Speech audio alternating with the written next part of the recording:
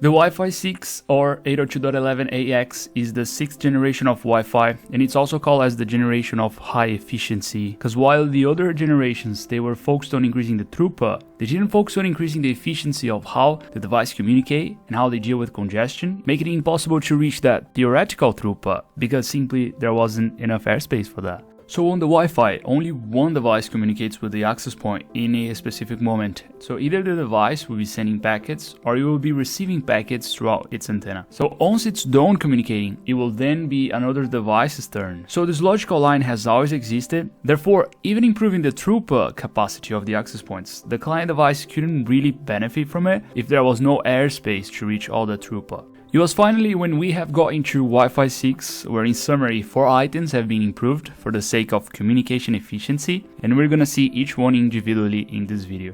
The multi-MIMO. So the MIMO itself, multiple in, multiple out, already existed in previous generations, and basically it's when the device has more than one antenna, being able to speak and listen using more than one string at the same time, while the multi-user MIMO is a feature that came later with the Wi-Fi 5 Wave 2, where also a client device could now have 2 antennas with the multi-MIMO working only in downstream from the access point to the client device. Now in the Wi-Fi 6, the communication happens also on the upstream, so it became bidirectional. OFDMA, so in its previous version, OFDM, the access point in a given period of time would create a sequence on the downstream to send packets to many clients, allocating a time window for each one of them. So it would decrease the waiting time of the client devices by fitting their communications more frequently. Now in the OFDMA, the access point can, besides allocating only time to the client devices, it can also allocate a specific frequency by breaking the channel into sub-channels, where it can communicate with the devices separately without the collision domain, as now they're seen as different channels. OFDMA also operates only on the downstream direction. Quant 1024. The Quant is a modulation technology that has been improved as the new Wi-Fi generations were coming. While the Wi-Fi 5 had the Quant 256, now the Wi-Fi 6 has the Quant 1024. And what does this number represent? So, all communications on the internet are done by bits, and each technology has to have a way to represent whether it's sending a 0 or a 1. But for that to happen in the Wi-Fi, the waves needs to be modulated. So changing amplitude, phase, those are ways to differentiate zeros and ones, for example. But truth is, we are light years ahead of this with the Quant technology. Let's get the Quant 16 for example. Now, imagine a constellation of 16 dots behind the antenna, and every dot the wave passes through already represents 4 bits, and the waves will pass through 4 dots, then our wave cycle is able to inform 16 bits instead of just 1, and the waves will be modulated accordingly to the bits that it wants to inform. Now expand that chart to 64 dots, then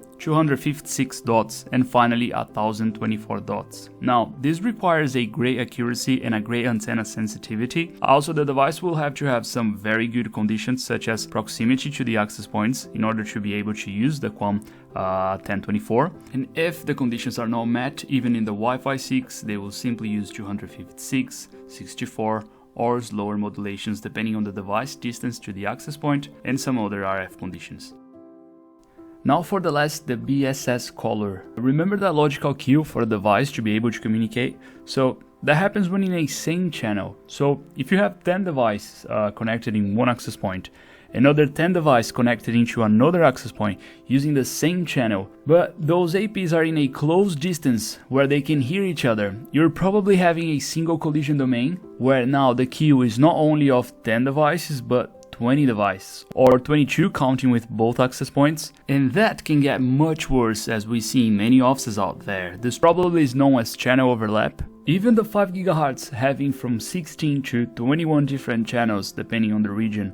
Some environments run out of channel due to the density of access points and any other Wi-Fi device such as TVs, hotspots. So although 5 GHz is a much better option to avoid channel overlap comparing to the 2.4 GHz where there were only 3 non-overlapping channels, we still see a lack of channels in some cases. Now with the BSS color, it's like as if every device will have a color tag, and if a device from the channel 6 red hears a signal from channel 6 green, Instead of waiting for the device to finish talking, it can detect this is communicating with another access point. Therefore, it won't wait for it, separating the collision domain as if they were in different channels. So it's like if every packet comes now with an identification tag, represented with a color, so with these, the problem of channel overlap will be drastically reduced. And all this is a huge gain for the corporate environments, and remember that it will be required not only the access points to have Wi-Fi 6, but also the client devices, and there are no benefits if only one side can operate in Wi-Fi 6.